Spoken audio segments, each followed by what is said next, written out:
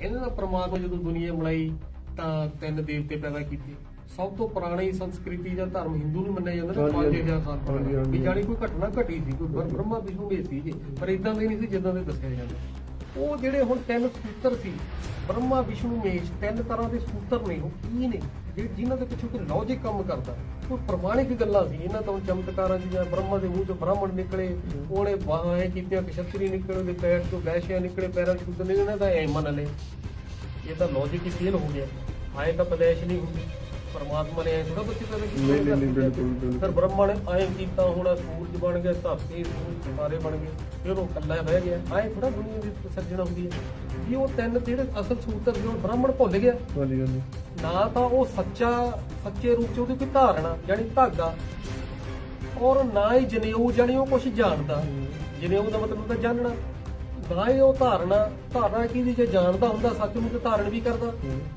ਤੇ ਜਿਹੜਾ ਨਾ ਹੀ ਉਹਦੇ ਸੂਤਰ ਦੇ ਉੱਤੇ ਗੰਢ ਮਾਰੀ ਹੁੰਦੀ ਜਿਹੜੀ ਐਂ ਕਰਕੇ ਵੀ ਉਹ 3 ਸੂਤਰ ਜਾ ਕੇ ਇੱਕ ਸ਼ਿਵ ਦੇ ਵਿੱਚ ਜਾ ਕੇ ਇੱਕ ਹੋ ਜਾਂਦੇ ਨੇ, ਮੇਲ ਖਾ ਕੇ। ਜਾਣੀ ਵਿਸ਼ਨੂੰ ਦੇ 4 ਭੁਜਾਵਾਂ ਦਿਖਾਈਆਂ, ਉਹਦੇ ਪਿੱਛੇ ਕੋਈ ਲੌਜਿਕ ਵਿਸ਼ਨੂੰ ਨਹੀਂ, ਉਹ 4 ਭੁਜਾਵਾਂ ਵਾਲਾ ਹੁੰਦਾ ਵੀ ਉਹ ਇਹ ਬ੍ਰਾਹਮਣ ਭੁੱਲ ਗਿਆ। ਹੁਣ ਉਹ ਕਸ ਧਾਗਾ ਜਿਹਾ ਬੰਨ ਲੈਂਦਾ ਜੀ, ਮੈਂ ਬ੍ਰਾਹਮਣ।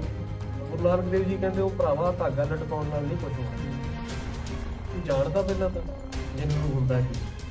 ਜੇ ਤੇਰੇ ਅੰਦਰ ਹੀ ਹੈ ਨਹੀਂਗਾ ਫਿਰ ਦਿਖਾਵਾ ਕਾ ਤੂੰ ਕਰਦਾ। ਸਹੀ ਗੱਲ ਹੈ। ਉਹ ਉੱਥੋਂ ਫੇਰ ਹੋ ਗਿਆ।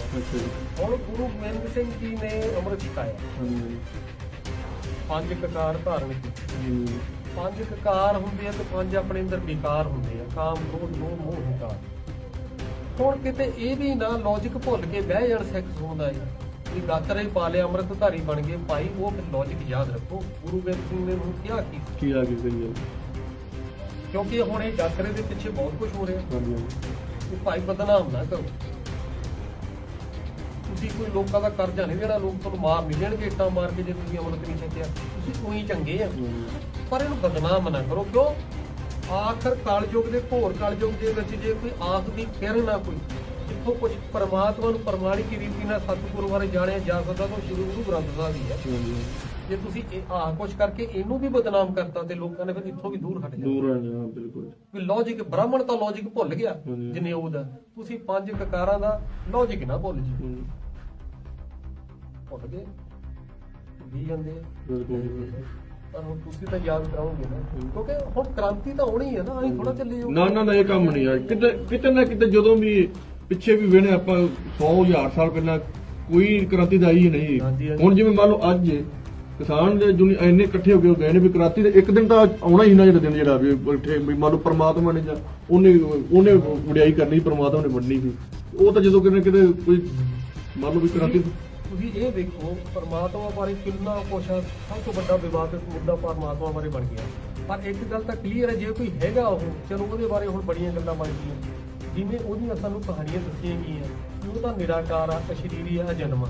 ਫਿਰ ਸਤਿਗੁਰ ਦੀ ਮਹਿਮਾ ਕਾਹਤੋਂ ਜੇ ਧਰਤੀ ਤੇ ਆਉਂਦਾ ਕਿਸੇ ਰੂਪ ਨਾਲ, ਜਿਹਨੂੰ ਆਦਿ ਦੇਵ ਕਿਹਾ ਗਿਆ। ਆਦਿ ਦੇਵ ਜਿਹੜੀ ਧਰਤੀ ਦਾ ਪਹਿਲਾ ਮਾਨਵ, ਕੈਂਡੀਆਂ ਨੇ ਉਹਨੂੰ ਆਦਿਨਾਥ ਕਿਹਾ, ਹਿੰਦੂਆਂ ਨੇ ਉਹਨੂੰ ਆਦਿ ਦੇਵ ਕਿਹਾ। ਗਾਂ ਆਏ ਉਸ ਆਦਿ ਦੇਵ ਨੂੰ ਮੁਸਲਮਾਨਾਂ ਨੇ ਆਦਮ ਕਹਿਤਾ, ਅੱਗੇ ਆਏ ਅੰਗਰੇਜ਼ਾਂ ਨੇ ਉਹਨੂੰ ਐਡਮ ਕਹਿਤਾ। ਅੱਜ ਵੀ ਮੁਸਲਮਾਨ ਕਹਿੰਦੇ ਆ ਜਿਹੜਾ ਤੁਹਾਡਾ ਆਦਿ ਦੇਵ ਸੀ ਉਹੀ ਸਾਡਾ ਪਹਿਲਾ ਪੈਗੰਬਰ ਹੈ। ਜਿਹੜਾ ਸਾਡਾ ਆਦਮ ਆ ਤੁਹਾਡਾ ਆਦਿ ਦੇਵ ਆ, ਉਹ ਪਹਿਲਾ ਪੈਗੰਬਰ ਆ। ਲਾਸਟ ਪੈਗੰਬਰ ਸਾਡਾ ਮੁਹੰਮਦ ਸਾਹਿਬ। ਔਰ ਉਹ ਮੁਸਲਮਾਨ ਮੁਫਤੀ ਮੁਹੰਮਦ ਇਲਿਆਸ ਜਮਾਤੇ ਉਲੇਮਾ ਦੇ ਪ੍ਰਵਕਤਾ, ਯਾਨੀ ਉਹਨਾਂ ਦਾ ਧਰਮ ਗੁਰੂ ਮੁਸਲਮਾਨਾਂ ਦਾ ਇਹ ਬਿਆਨ ਕਰ ਰਿਹਾ ਔਰ ਸਾਡੇ YouTube ਤੇ ਪਿਆ ਹੋਇਆ ਜੀ ਵੀਡੀਓ। ਉਹ ਕਹਿੰਦੀ ਹੈ ਵੀ ਜਿਹੜਾ ਪਹਿਲਾ ਪੈਗੰਬਰ ਸੀ ਪਰਮਾਤਮਾ ਦਾ ਉਹ ਸੀ ਆਦਿ ਦੇਵ। ਹਿੰਦੂ ਨੂੰ ਕਹਿੰਦੇ ਜਿਹੜਾ ਤੁਸੀਂ ਜਿਹਨੂੰ ਆਦਿ ਦੇਵ ਕਹਿ ਕੇ ਯਾਦ ਕਰਦੇ ਹੋ, ਪਹਿਲਾ ਪੈਗੰਬਰ ਸੀ ਧਰਤੀ ਦੇ ਉੱਤੇ। ਜਿਹੜਾ ਲਾਸਟ ਹੈ ਉਹਨੂੰ ਆਦਿ ਦੇਵ ਨੂੰ ਅਸੀਂ ਆਦਮ ਕਿਹਾ ਕਹਿੰਦੇ। ਭਾਸ਼ਾ ਦਾ ਭੇਦ ਹੋ ਗਿਆ, ਭਾਸ਼ਾ ਉਹਨਾਂ ਦੀ ਹੋਰ। ਆਦਮ ਦਾ ਵੀ ਮਤਲਬ ਇਹੀ, ਆਦਮ ਸੰਸਕ੍ਰਿਤ ਦਾ ਸ਼ਬਦ ਹੈ ਵੀ ਆਦਮ ਦਾ ਮਤਲਬ ਪਹਿਲਾ ਆਦਮੀ ਇਸ ਦੁਨੀਆ ਦਾ।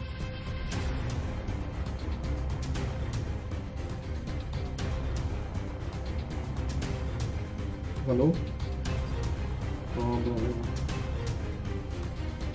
ਅੰਗਰੇਜ਼ਾਂ ਨੇ ਉਹਨੂੰ ਐਡਮ ਕਹਿਤਾ, ਆਦਮ ਤੋਂ ਹੀ ਐਡਮ ਬਣਿਆ। ਹੁਣ ਗੱਲ ਆਉਂਦੀ ਆ पर मुसलमान ये कहते हैं कि आदम को खुदा मत कहो, आदम खुदा नहीं है। खुदा यानी वो निराकार परमात्मा। आदम को खुदा मत कहो, आदम खुदा नहीं है। मगर खुदा का नूर भी आदम से जुदा नहीं है भी ये तो बंदा ही आ पर इस विच जिहड़ा वो आया होया उत्तों उतर के जिहने अवतरण कीता वो इहदे विच है ਉਹਨੂੰ ਕਿਵੇਂ ਪਹਿਚਾਣੋ ਉਹ ਤਾਂ ਨਿਰਾਕਾਰ ਆ, ਆਤਮਾ ਨਿਰਾਕਾਰ ਆ। ਇਸ ਸਮੇਂ ਤੁਸੀਂ ਮੈਨੂੰ ਥੋੜਾ ਦੇਖ ਰਹੇ ਨਾ ਮੈਂ ਤੁਹਾਨੂੰ ਦੇਖ ਆਪਾਂ ਇੱਕ ਦੂਸਰੇ ਦੇ ਸਰੀਰ ਦੇਖ ਜਿੱਦਣ ਮੈਂ ਤੁਹਾਡੇ ਸਾਹਮਣੇ ਸਰੀਰ ਚੋਂ ਨਿਕਲਿਆ ਮੈਂ ਨਜ਼ਰ ਥੋੜਾ ਹੋਣਾ ਬੰਦਾ ਮਰਦਾ ਨਜ਼ਰ ਉਹ ਤਾਂ ਨਿਕਲ ਗਿਆ ਆਤਮਾ ਇੰਨੀ ਸੂਖਸ਼ਮ ਆ ਤਾਂ ਹੀ ਹੈ ਹਮਾਰਾ ਕਿਉਂਕਿ ਉਹਨੂੰ ਕੱਟਿਆ ਵੱਢਿਆ ਨਹੀਂ ਜਾ ਸਕਦਾ ਵੀ ਆਪਾਂ ਇੱਕ ਦੂਜੇ ਨੂੰ ਦੇਖਦੇ ਹੀ ਨਹੀਂ ਦੇਖ ਨਹੀਂ ਸਕਦੇ ਆਪਾਂ ਇੱਕ ਦੂਜੇ ਦਾ ਸਰੀਰ ਦੇਖਦੇ ਹਾਂ ਕਿ ਹੁਣ ਜਦੋਂ ਪ੍ਰਮਾਤਮਾ ਆਉਂਦਾ ਹੋਊਗਾ ਧਰਤੀ ਤੇ ਜਨਮ ਤਾਂ ਲੈ ਨਹੀਂ ਸਕਦਾ ਤਾਂ ਹੀ ਉਹਨੂੰ ਅਵਤਾਰ ਕਿਹਾ ਗਿਆ ਅਵਤਾਰ ਕਿੱਥੋਂ ਵਿਗੜ ਕੇ ਬਣਿਆ ਅਵਤਾਰਨ ਤੋਂ ਅਵਤਾਰਨ ਦਾ ਮਤਲਬ ਕੀ ਹੁੰਦਾ ਅਵਤਾਰਿਤ ਦਾ ਕੀ ਮਤਲਬ ਹੁੰਦਾ ਉਤਰਨਾ ਨਾ ਕਿ ਜਨਮ ਲੈ ਜਦ ਇੱਕ ਆਤਮਾ ਦੂਸਰੇ ਸਰੀਰ 'ਚ ਪ੍ਰਵੇਸ਼ ਯੋਗ ਹੈ ਆਪਾਂ ਮੰਨਦੇ ਹਾਂ ਵੀ ਯਾਰ ਇਹ ਕੋਈ ਆਤਮਾ ਇਹਦੀ ਆਵਾਜ਼ ਬਦਲਦੀ ਉਹ ਗੱਲਾਂ ਕਰੀ ਜਾਂਦਾ ਜਿਹਨਾਂ ਜਾਣਦੇ ਨਹੀਂ ਇੱਥੋਂ ਤੱਕ ਕਿ ਇਦਾਂ ਦੇ ਕੇਸ ਧਰਤੀ ਤੇ ਪਏ ਆ ਕੋਈ ਬੰਦਾ ਜਰਮਨ ਭਾਸ਼ਾ ਬੋਲੀ ਜਾਂਦਾ ਉਹ ਜਦ ਕਿ ਜਰਮਨ ਹੁੰਦਾ ਉਹਨੇ ਊੜਾ ਐੜਾ ਨਹੀਂ ਸਿੱਖਿਆ ਸੀ ਪਹਿਲਾਂ ਉਹ ਜਾਣਦਾ ਹੀ ਨਹੀਂ ਉਹ ਵੀ ਮੰਨ ਗਏ ਜੀ ਗੜਬੜ ਆ ਸਾਇੰਸ ਵੀ ਮੰਨਣ ਲੱਗ ਗਈ ਕਿ ਕੋਈ ਰੂਹ ਕੋਈ ਚੇਤਨਾ ਹੁੰਦੀ ਹੈ ਹੁਣ ਆਦਮ ਕੋ ਖੁਦਾ ਮਤ ਕੋ ਵੀ ਜਿਹੜਾ ਆਦੀ ਦੇਵ ਸੀ ਉਹਦੇ ਵਿੱਚ ਪਰਮਾਤਮਾ ਜਨਮ ਤਾਂ ਲੈਂਦਾ ਨਹੀਂ ਫਿਰ ਆਪਣਾ ਦਾਇਤਵ ਨਿਭਾਉਣ ਦੇ ਲਈ ਆਉਂਦਾ ਤਾਂ ਹੋਊਗਾ ਨਾ ਆਹੀ ਉਹ ਪਿਤਾ ਕਹਿੰਦੇ ਪਿਤਾ ਦਾ ਤਾਂ ਸੰਬੰਧ ਬੱਚੇ ਨਾਲ ਬੇਟੇ ਨਾਲ ਆਏ ਹੁੰਦਾ ਨੇੜੇ ਦਾ ਆਪਾਂ ਪਿਤਾ ਨਾਲ ਗੱਲ ਵੀ ਕਰਦੇ ਆ ਪਿਤਾ ਸਾਨੂੰ ਜਨਮ ਵੀ ਦਿੰਦਾ ਸਾਡੀ ਇੱਕ ਮਾਤਾ ਵੀ ਹੁੰਦੀ ਆ ਵੀ ਕੋਈ ਖੇਡਾ ਖੇਡਿਆ ਜ਼ਰੂਰ ਉਹ ਖੜਾਇਆ ਕਿਹਨੇ ਸੀ ਉਹਨੇ ਥੱਲੇ ਆ ਕੇ ਆ ਹੁਣ ਉਹਦਾ ਆਪਦਾ ਤਾਂ ਸਰੀਰ ਹੈ ਨਹੀਂ ਕਿਉਂਕਿ ਇਨਸਾਨ ਦੇ ਬਸ ਦਾ ਤਾਂ ਰੋਗ ਲੱਗਦਾ ਨਹੀਂ ਵੀ ਦੁਨੀਆ ਤੇ ਸੁੱਖ ਸ਼ਾਂਤੀ ਆ ਕਿਉਂਕਿ ਤਿੰਨ ਸੱਤਾਵਾਂ ਫੇਲ ਹੋ ਗਈਆਂ ਧਰਮ ਸੱਤਾ ਸਾਇੰਸ ਸੱਤਾ ਰਾਜ ਸੱਤਾ ਆਪਾਂ ਇਹਨਾਂ ਵਾਲੀ ਦੇਖਦੇ ਨਾ ਧਰਤੀ ਦੇ ਉੱਤੇ ਸੁੱਖ ਸ਼ਾਂਤੀ ਆ ਜੋ ਅੱਜ ਇਨਸਾਨ ਬਣ ਜੂਗਾ ਚੰਗਾ ਬਣ ਜੂਗਾ ਧਰਮਵਾਦੀ ਜ਼ੋਰ ਲਾਈ ਜਾਂਦੇ ਆ ਸਾਇੰਸ ਵਾਲੇ ਜ਼ੋਰ ਲਾਈ ਜਾਂਦੇ ਆ ਸਿਆਸਤਦਾਨ ਜ਼ੋਰ ਲਾਈ ਜਾਂਦੇ ਤਿੰਨ ਸੱਤਾ ਹੀ ਫੇਲ ਹੋ ਗਈਆਂ ਫਿਰ ਉਹ ਚੌਥੀ ਸੱਤਾ ਜਿਹੜੀ ਆ ਕੇ ਤੇ ਲੀਲਾ ਕਰਦੀ ਹੈ ਖੇਡ ਰਚਾਉਂਦੀ ਹੈ ਇਹਨੂੰ ਸਮਝੇ ਕਹਿੰਦੇ ਰਾਮ ਰਾਮ ਕਰਦਾ ਸਭ ਜਗ ਤੇਰੇ ਰਾਮ ਦਾ ਪਾਇਆ ਵੀ ਰਾਮ ਨੂੰ ਤਾਂ ਕਹਿੰਦੇ ਰਾਮ ਦੁਆਰਾ ਹੀ ਜਾਣਿਆ ਜਾਂਦਾ ਕਿਉਂਕਿ ਬੱਚਾ ਆਪਣੇ ਬਾਪ ਦੀ ਕਰਮ ਗਤੀ ਨਹੀਂ ਦੱਸ ਸਕਦਾ ਵੀ ਡੈਡੀ ਤੂੰ ਬਚਪਨ ਚ ਆਏ ਸੀ ਤੂੰ ਐਂ ਖਰਾਬ ਖੇਡਦਾ ਹੁੰਦਾ ਸੀ ਤੂੰ ਐਂ ਖਾਂਦਾ ਹੁੰਦਾ ਸੀ ਤੇਰੀਆਂ ਰੁਚੀਆਂ ਸੀਗੀਆਂ ਤੇਰੇ ਹੌਬੀ ਸੀ ਨਾ ਜਦ ਤੱਕ ਕਿ ਬਾਪ ਨਾ ਬੱਚੇ ਨੂੰ ਦੱਸੇ ਵੀ ਬੇਟਾ ਮੈਂ ਆਈ ਸੀ ਜਦ ਕਿ ਬਾਪ ਬੱਚੇ ਦੀ ਕਰਮ ਗਤੀ ਦੱਸ ਸਕਦਾ ਫਿਰ ਜਿਹੜਾ ਜਨਮ ਮਰਨ ਚ ਆਇਆ ਹੋਇਆ ਉਹ ਤਾਂ ਦੱਸ ਨਹੀਂ ਨਾ ਆਪਾਂ ਤਾਂ ਦੱਸ ਨਹੀਂ ਸਕਦੇ 84 ਜਨਮ ਦੀ ਆਪਣੀ ਕਹਾਣੀ ਕੀ ਹੈ ਜਿਹੜਾ ਜਨਮ ਮਰਨ ਤੋਂ ਰਹਿਤ ਆ 84 ਹੈਗੀ ਵੀ ਕਹਿਣੀ ਜੇ ਕਿ ਝੂਠ ਸਭ ਗੱਲਾਂ 84 ਵੀ ਮੁੱਲ ਜਨਮ ਹੁੰਦੇ ਆ 84 ਵੱਧ ਤੋਂ ਵੱਧ ਹੁੰਦੇ ਸਾਰਿਆਂ ਦੇ ਨਹੀਂ ਹੁੰਦੇ ਨਾਲ ਜਿਹੜਾ ਪਹਿਲੇ ਸਟਾਰਟਿੰਗ ਚ ਆਉਂਦਾ ਸੱਤ ਜੋ ਉਹਨਾਂ ਦੇ 84 ਜਨਮ 84 ਲੱਖ ਜੂਨਾਂ ਨਹੀਂ ਹੁੰਦੀ ਆਤਮਾ ਬੀਜ ਰੂਪ ਆਤਮਾ ਕੁੱਤੇ ਦੀ ਆਤਮਾ ਉਹਦੀ ਬੀਜ ਬੰਦੇ ਦਾ ਦੁਬਾਰਾ ਜਨਮ ਹੁੰਦਾ ਜੀ ਬਾਰ ਮੰਨ ਲਓ ਮੌਤ ਤੋਂ ਜਨਮ ਹੁੰਦਾ ਵੱਧ ਤੋਂ ਵੱਧ ਚੂਲਾ ਬਦਲਦਾ ਲੇਡੀਜ਼ ਜੈਂਟ ਅੱਛਾ ਜੀ ਉਹ ਪ੍ਰੋਡਕਟ ਹੁੰਦਾ ਲੇਡੀ ਜਦੋਂ ਲਗਭਗ ਆਪਾਂ ਇਹ ਨਹੀਂ ਵੀ ਆਹ ਜਨਮ ਬੰਦੇ ਦਾ ਫਿਰ ਜਨਾਨੀ ਦਾ ਐ ਨਹੀਂ ਹੁੰਦਾ ਜਿਵੇਂ ਹੁਣ ਤੁਹਾਡਾ ਜਨਮ ਬੰਦੇ ਦਾ ਹਾਲੇ ਜਦੋਂ ਤੁਹਾਡੇ ਚ ਜਦ ਤੱਕ ਮਤਾਉ ਪੂਰਾ ਜਦੋਂ ਹੈਗੇ ਹੰਕਾਰ ਨਹੀਂ ਆਇਆ ਬੰਦੇ ਆ ਫਿਰ ਹੁਣ ਤਿੰਨ ਚਾਰ ਜਨਮ ਤੋਂ ਜਨਾਨੀ ਬਣਨਾ ਮਿਲਦਾ ਕੀ ਕਿਤੇ ਹੁਣ ਪਾਰਟੀ ਨਾ ਜਾਵੇ ਬੰਦੇ ਦੇ ਹੰਕਾਰ ਫਿਰ ਜਨਾਨੀ ਜਦੋਂ ਬਹੁਤ ਜਨਾਨੀ ਬਣਦੀ ਤਿੰਨ ਚਾਰ ਜਨਮਾਂ ਚ ਕੋਮਲ ਜੀ ਹੁੰਦੀ ਡਰ ਲੱਗ ਜਾਂਦੀ ਹੈ ਜ਼ਿਆਦਾ ਮਹਿਸੂਸ ਹੋਊਗੀ ਉਹਨੂੰ ਬੰਦੇ ਦਾ ਜਨਮ ਮਿਲਦਾ ਬੈਲੈਂਸ ਬਣਾਉਣਾ ਪੈਂਦਾ ਬੰਦਾ ਹੀ ਬਣਦਾ ਰਹੇ ਫਿਰ ਤਾਂ ਇਹ ਚ ਇਹੋ ਜਿਹਾ ਕੁਛ ਬਣ ਜੂਗਾ ਹੈਮਾਨ ਜਣੀਆਂ ਬੰਦਾ ਜਿਹੜੀ ਤਾਂ ਸਮਝ ਹੀ ਨਾ ਕਿਸੇ ਫਿਰ ਪਲਟਾ ਦੇਣਾ ਪੈਂਦਾ ਜਨਾਨੀ ਬੰਦਾ ਆਪਾਂ ਲੱਗਦਾ ਕਿ ਜਨਾਨੀ ਨੇ ਬੰਦੇ ਵਰਗੀ ਇਹ ਤਾਂ ਤਿੰਨ ਬੰਦੇ ਬੰਦੇ ਉਹਨਾਂ ਤਾਂ ਜਨਾਨੀ ਹੁੰਦਾ ਕਹਿੰਦਾ ਮਤਲਬ ਹੁਣ ਬੜੇ ਹੀ ਇੱਧਰ ਆਏ ਹੀ ਹੈ ਇਹ ਜਿਹੜੀ ਚੀਜ਼ਾਂ ਨੇ ਇਹ 84 ਜਨਮ ਹੁੰਦੇ 84 ਲੱਖ ਨਹੀਂ ਹੁੰਦਾ ਕਿਸੇ ਤਰੀਕੇ ਨਾਲ ਸਾਡੇ ਗੁਰੂ ਸਾਨੂੰ ਕਹਿੰਦੇ ਪਹਿਲੀ ਦੀ ਗੱਲ ਸੋਚੋ ਤੁਸੀਂ ਅੱਜ ਤੱਕ ਜਿੰਨਿਆਂ ਨੂੰ ਵੀ ਆਪਣਾ ਪਿਛਲਾ ਜਨਮ ਆਇਆ ਕਿਸੇ ਨੇ ਨਹੀਂ ਕਿਹਾ ਡੰਡੂ ਸੀ ਕੁੱਤਾ ਦੀ ਸ਼ਕਤੀ ਚਲੋ ਮੰਨ ਲਓ ਇੱਕ ਵਾਰੀ ਕਹਿੰਦੇ 84 ਲੱਖ ਜੂਨਟਾਂ ਤੋਂ ਮਿਲਦੀਆਂ ਵੀ ਮਾੜੇ ਕਰਮ ਕੀਤੇ ਸਜ਼ਾ ਮਿਲਦੀ ਹੈ ਕਦੇ ਕੁੱਤਾ ਬਣ ਗਿਆ ਲੋਕਾਂ ਨੇ ਗੋਲੇ ਮਾਰੇ ਸੱਪ ਬਣ ਗਿਆ ਰਹਿੰਦੀ ਹੈ ਨਾ ਸ਼ਕਤੀ ਬਣ ਗਿਆ ਮਰ ਗਈ ਮੱਛਰ ਖਾਣੇ ਗਈ ਮੱਛੀ ਬਣ ਗਿਆ ਉਹ ਥੋੜਾ ਜਿਹਾ ਭੁੱਲਿਆ ਗਿਆ ਵੀ ਸਾਡੇ ਫਿਰ ਮਤਲਬ ਫਿਰ ਸਾਨੂੰ ਜਨਮ ਮਿਲ ਬੰਦੇ ਦਾ ਮਿਲਦਾ ਜਦੋਂ ਸਾਡੇ ਮਾੜੇ ਕਰਮ ਕੱਟੇ ਜਾਂਦੇ 84 ਲੱਖ ਜੂਨੀ ਦਾ ਲੌਜਿਕ ਇਹਦਾ ਕੀ ਦਿੱਤਾ ਜੋ ਕਿ ਪ੍ਰਮਾਣਿਕ ਨਹੀਂ ਸਮਝਦੇ ਕਿਸੇ ਵੀ ਤਰੀਕੇ ਨਾਲ ਜਿਹਦਾ ਮਰਜ਼ੀ ਦਿਮਾਗ ਵਾਲਾ ਇਹਦੇ ਕੋਲ ਹਜ਼ਾਰਾਂ ਪ੍ਰਮਾਣਿਕ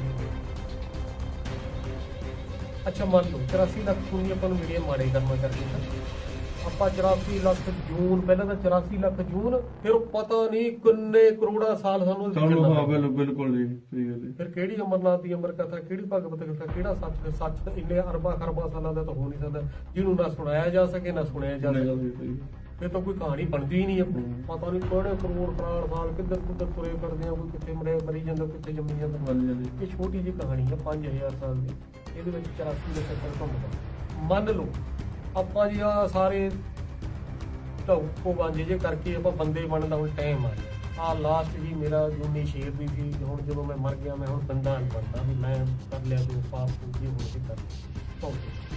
ਫਿਰ ਸਵਾਲ ਇਹਨਾਂ ਨੂੰ ਇਹ ਆ, ਬੰਦਾ ਜੰਮਦੇ ਹੀ ਕਿਉਂ ਤੁਸੀਂ ਪਛਾਣ ਕਿਉਂ ਇੰਨਾ, ਉਹ ਸਾਰੇ ਪਾਪਾਂ ਤੋਂ ਨਿਵਰਤ ਹੋ ਚੁੱਕੇ। ਉਹਦਾ ਤਾਂ ਜੀਵਨ ਬੜਾ ਸ਼ਾਂਤ ਤੇ ਔਰ ਸ਼ਾਹੀ ਹੋਣਾ ਚਾਹੀਦਾ ਸੀ, ਉਹਨੂੰ ਕਿਸੇ ਚੀਜ਼ ਦੀ ਘਾਟ ਹੀ ਨਹੀਂ ਹੋਣੀ ਚਾਹੀਦੀ ਵੀ ਉਹ ਕੱਟ ਲਈ ਜੂਨ ਬਣਿਆ ਇਹਨਾਂ ਦਾ। ਉਹਨੂੰ ਹੁਣ ਫੇਰ ਕਾਹਤੋਂ ਸਜ਼ਾ ਦੇਈ ਜਾਂਦੀ ਆ, ਉਹ ਫੇਰ ਮਰੀ ਜਾਂਦਾ। ਉਦੋਂ ਤੋਂ ਜਾਨਵਰ ਹੀ ਬਣਿਆ ਰਹਿੰਦਾ। ਜਾਨਵਰਾਂ ਨੂੰ ਇਹ ਨਹੀਂ ਪਤਾ ਹੁੰਦਾ ਜੀ ਭੁੱਖ ਲੱਗੀ ਹੈ, ਪਿਆਸ ਲੱਗੀ ਹੈ, ਮਰੀ ਜਾਂਦੇ ਕਿ ਨਾ ਕੋਈ ਲੜਾਈ ਨਾ ਝਗੜਾ। ਜਾਨਵਰ ਸਾਡੇ ਨਾਲ ਲੱਖ ਦਰਜੇ ਚੰਗੇ ਆ, ਉਹਨਾਂ ਨੂੰ ਡਿਪਰੈਸ਼ਨ ਨਹੀਂ ਹੁੰਦਾ, ਉਹ ਚੀਕਦੇ ਨਹੀਂ। ਉਹਦੇ ਗਧੇ ਗੁੱਦੇ ਘੋੜੇ ਲੱਗਦੇ ਤੁਹਾਨੂੰ ਵੀ ਇਹ ਕੋਈ ਗੱਲਾਂ ਕਰਦੇ ਹੋ ਮਰ ਗਏ ਯਾਰ ਉਹ ਚਲੋ ਆਪਾਂ ਚੱਲਦੇ ਉਧਰ ਨੂੰ ਜਾਂਦੇ, ਕੁਝ ਨਹੀਂ ਕਰਦੇ। ਉਹਨੂੰ ਦੁੱਖ ਹੀ ਨਹੀਂ ਗਾ ਕੋਈ। ਸਗੋਂ ਦੀ ਇਨਸਾਨ ਨੂੰ ਸਜ਼ਾ ਇਨਸਾਨੀ ਜਾਮੇ ਵਿੱਚ ਹੀ ਮਿਲੇ ਤਾਂ ਉਹ ਚਲੋ ਸਮਝ ਵੀ ਸਕਦਾ ਯਾਰ ਮੈਂ ਮਾੜਾ ਕੰਮ ਕੀਤਾ ਸੀ ਪਿਛਲੇ ਜਨਮ 'ਚ, ਜਾਂ ਮੇਰਾ ਜੀਵਨ ਮੈਨੂੰ ਮਿਲਿਆ ਤੇ ਮੈਂ ਅੱਗੇ ਤੋਂ ਯਾਰ ਬਚਾ, ਉਹਨੂੰ ਸਿੱਖਿਆ ਮਿਲਦੀ। ਹਾਂਜੀ।